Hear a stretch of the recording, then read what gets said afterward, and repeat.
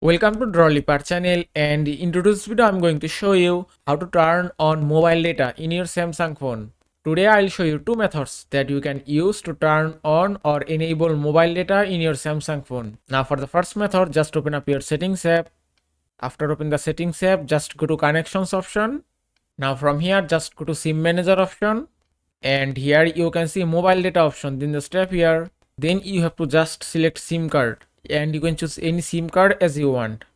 And that's it. You can see mobile data has been turned on successfully. Now for the second method, just go to home screen and then swipe from top to bottom. You can also find mobile data option on the control panel. You can also enable or disable mobile data from here. Also, if you touch and hold it, and you can also enable or disable mobile data option from here. After open the settings app, you have to just go to connections and then go data usage, and here you can find mobile data option, and that's it. And that is how you can turn on mobile data in your Samsung phone. I hope this video was helpful. If it was, please give it a thumbs up and don't forget to subscribe.